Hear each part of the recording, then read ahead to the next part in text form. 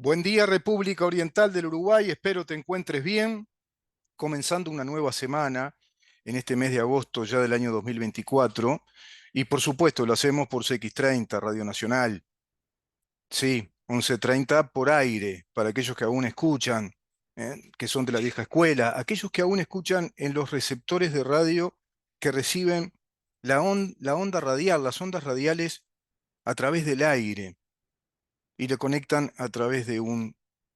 digamos, aparato sintoamplificador analógico, 1130M. Radionacional.com.uy por internet en esta era digital.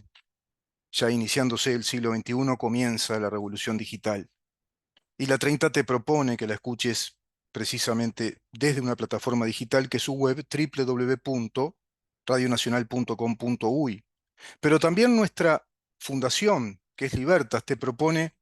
que la escuches, que leas, que veas videos desde nuestra plataforma digital, que es nuestro portal digital libertas.uy, www.libertas.uy. A ver si puedo. Ahí, ahí, ahí sería. Ahí, ahí. Libertas.uy. Ese es nuestro portal digital. Tenés un mundo de noticias, de artículos, de análisis, de recomposición de la situación del mundo, de análisis geopolíticos, de política nacional también, por supuesto, institucionalidad. Y hoy por hoy mucha noticia y mucho artículo sobre la situación que hay en Venezuela, lo que está viviendo, lamentablemente, a modo ya de una enorme tragedia deshumanizante y deshumana, nuestro hermano pueblo de Venezuela, nuestro país, claro, bajo el rigor de violencia y patología de un régimen totalitario que hace décadas que tiene sometido al pueblo venezolano a la miseria, a la falta de libertad, la falta de expresión, la censura respecto a todo ello, porque instalaron un régimen totalitario cuyo perfil ideológico, es decir, cuyo contenido ideológico es el marxismo-leninismo, remozado públicamente a través de una estrategia populista que le hace llamar socialismo del siglo XXI, en un documento que está publicado oficialmente por el Foro de San Pablo en el año 2005, también por el Fondo Social y Económico en el año 2005, y que va a consubstanciar a esa Constitución Bolivariana Revolucionaria de 1999, de cuño marxista-leninista, instalando un régimen ya totalitario marxista, dándole plenos poderes al presidente, concentrando los poderes políticos, financieros, económicos en el poder ejecutivo, y provocando un efecto que es característica connatural a todos los populismos que se van desarrollando en el mundo y muy particularmente en América Latina, inclusive populismos en América Latina que son todos de raíz marxista-leninista, como lo es el debilitamiento de los poderes del Estado. Debilitan los poderes del Estado, digamos que medrando en esa debilidad de los poderes del Estado el poder concentrador de concentración política, valga la redundancia, de concentración de disposiciones administrativas,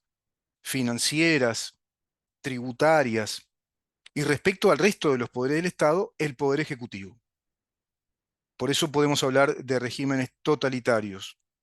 En principio, porque instalan una ideología del poder político que indica un solo rumbo para el país y no admite discusión de otras ideas políticas o de otros cuerpos ideológicos o doctrinarios que postulen otro destino y otra naturaleza para el país. Eso propone el marxismo-leninismo,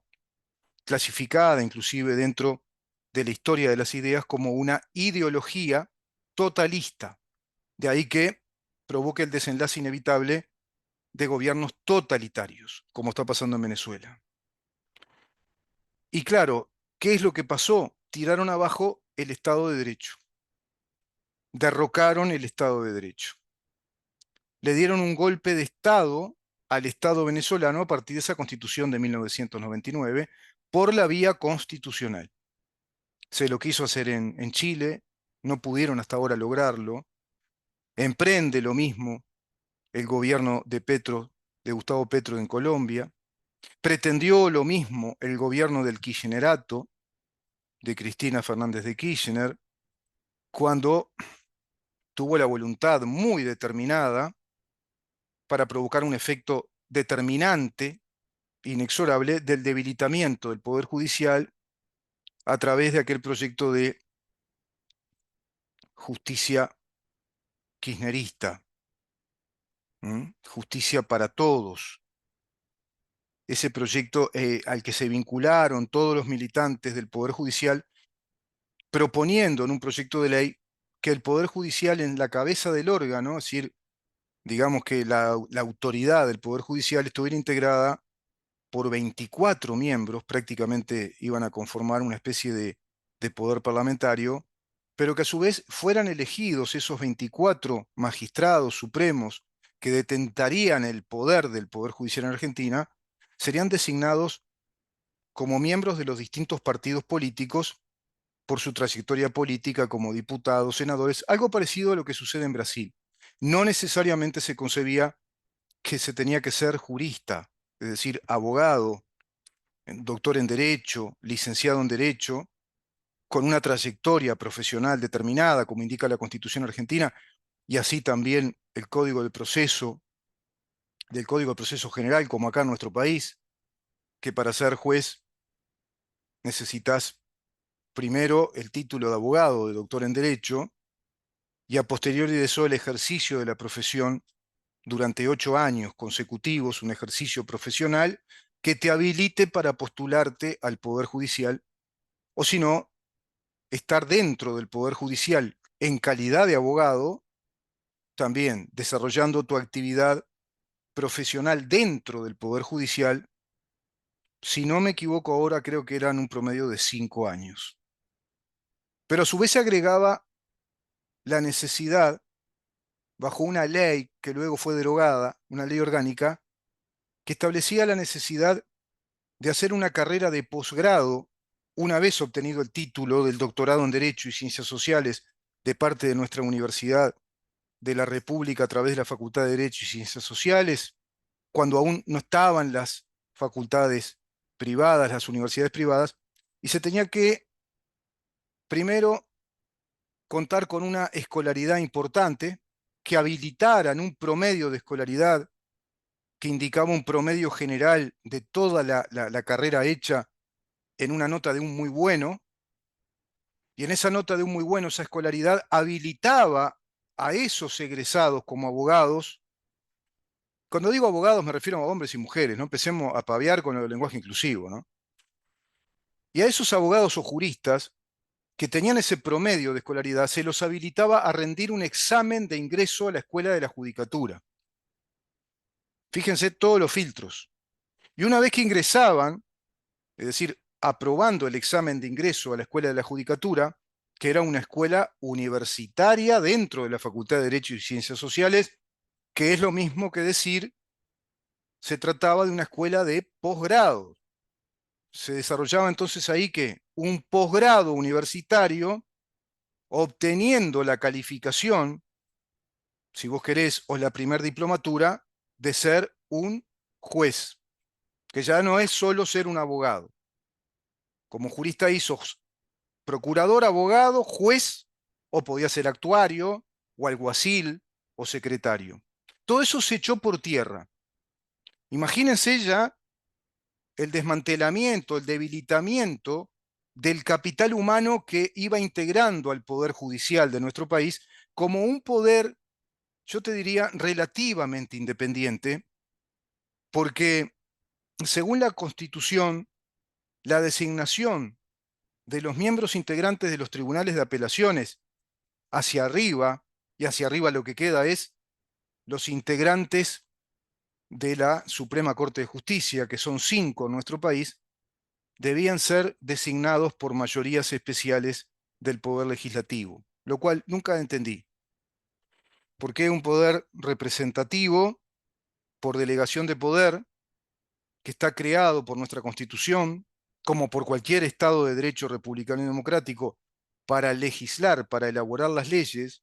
y esas leyes deben ser fuente generadora de Estado de Derecho, porque deben estar en consonancia o compatibilizar en estricto rigor con todos los principios jurídicos que la Constitución establece para la elaboración de las leyes. De ahí que hay poderes y límites para nuestros poderes. Y el poder judicial está concebido en la teoría del Estado de Derecho con la separación de los tres poderes, poder ejecutivo, poder legislativo y poder judicial, como un poder que lleva a cabo la administración y la aplicación de la justicia de acuerdo a todas las leyes y al orden jurídico con sus jerarquías que se formulan desde la Constitución y desde el Poder Legislativo con leyes aprobadas de acuerdo a las prerrogativas que dice la Constitución, tanto en los aspectos formales como en los aspectos sustanciales. Bueno, ese poder judicial es el poder experto en interpretar esas leyes y aplicarlas. Son los juristas que están capacitados para llevar a cabo desde el Poder Judicial la aplicación de la justicia en todas las materias del Estado. Y hay una materia del Estado que es muy sensible. Yo te diría que es el factor integrado medular que hace a la vida misma del Estado de Derecho y de nuestra democracia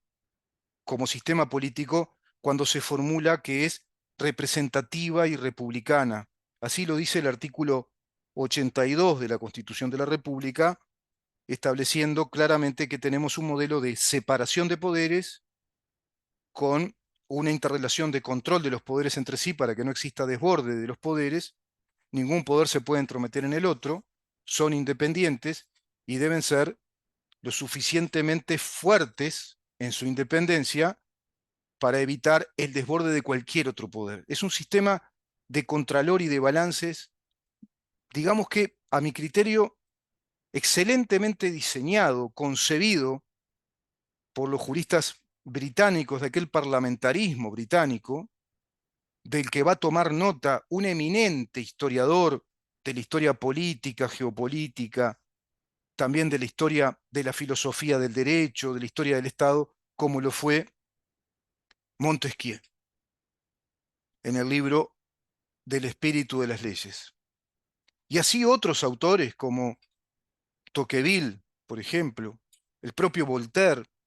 y los padres creadores de los Estados Unidos, como la primer República Federal Democrática con separación de poderes en el mundo, dado que no proviene de un sistema anterior, sino que nace como consecuencia de la emancipación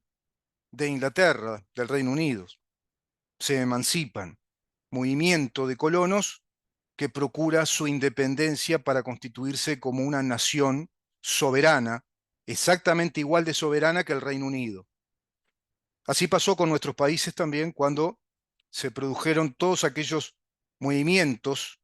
libertarios, emancipadores, que lograron que nuestros países dejaran de pertenecer a la corona española, a la corona portuguesa a otros, francesa a otros, y dejaran de ser territorios sometidos al poder imperial de naciones ultramarinas que no nos concedían los mismos derechos en aquel entonces, sino que eran tierras de explotación, de colonización, de, digamos, también colonizar quiere decir habitar, traer pobladores, trabajadores, conjugar esfuerzos de un lado y del otro para que fueran estas tierras grandes usinas productoras de riquezas para esas coronas que eran regímenes monárquicos. Todo eso cae en los siglos XVIII y XIX y hacia el XX con la crisis enorme de estados y de, digamos, crisis ideológicas en esa Europa del siglo XX, bueno, produciéndose dos hechos muy lamentables, ¿no? La Primera Guerra Mundial, periodo de entreguerras, Segunda Guerra Mundial. En ese periodo de entreguerras se va a dar el crack del 29, la Gran Depresión en Estados Unidos entre el año 1929 a 1933, como consecuencia de todos los, digamos, históricos desenlaces que provocó esa intervención en la Primera Guerra Mundial. Y así entonces vamos viendo que el Estado de Derecho, que es una sofisticada tecnología que nos amparan nuestras libertades, nos amparan nuestros derechos, porque su razón de ser son nuestros derechos individuales, inviolables, intransigibles, innegociables, inalienables. Artículo 7 de la Constitución, artículo 32, derecho inclaudicable, inviolable de propiedad, derecho 36, el derecho inviolable a la legítima actividad, cualquiera sea. Todo eso que el PIT-CNT va a tirar abajo si llega a ganar en el plebiscito, dado que ya le da el 43% de adhesión de la población, y terminaríamos con la seguridad jurídica de la propiedad privada, terminaríamos con los derechos consagrados de acuerdo a los derechos subjetivos fundamentales que están en la Constitución de la República, como los principios cardinales o los principios que fundamentan a nuestro Estado de Derecho, como lo es la República Oriental del Uruguay. Uruguay es un Estado de Derecho republicano democrático con una razón de ser en su historia y con cometidos muy específicos, y entre ellos la protección de nuestros derechos personales, de nuestros derechos individuales, como el derecho a la vida, al honor, la libertad, la seguridad, el trabajo y la propiedad. Los habitantes de la República tienen derecho a ser protegidos en el goce de su vida, honor, libertad, seguridad, trabajo y propiedad. Tienen derecho a ser protegidos, dice la Constitución. La Constitución reconoce que esos derechos ya nacen con nosotros, que la preceden. Nuestra Constitución no te dice que crea estos derechos, sino que consagra estos derechos a modo de principio jurídico constitucional que inspira la razón de ser de nuestro Estado. Nuestro Estado es tal, es soberano, es un país independiente, es un país democrático y republicano, en tanto tenga esta conciencia de percibirse a sí mismo como una nación creada para protegernos en el goce de esos derechos que ya tenemos. El goce a la vida, al honor, la libertad, la seguridad, trabajo y propiedad, seguridad. Siempre les digo, no solo es la seguridad física, no solo es la seguridad que protege la policía, el Ministerio del Interior, no solo es la seguridad que protege el Ministerio de Defensa, si acaso hay ataque exterior o una gran conmoción interior provocada desde el exterior, etcétera, como pasa con el narcotráfico organizado, como pasó en viejas épocas con atentados terroristas contra el Estado. Y sin embargo nos dicen que nuestro Estado fue el terrorista. Uno a veces dice, le digo amigos, que me siento cansado de explicar siempre esto y ver que no se termina de entender o no se entiende del todo la gravedad que tiene este tema.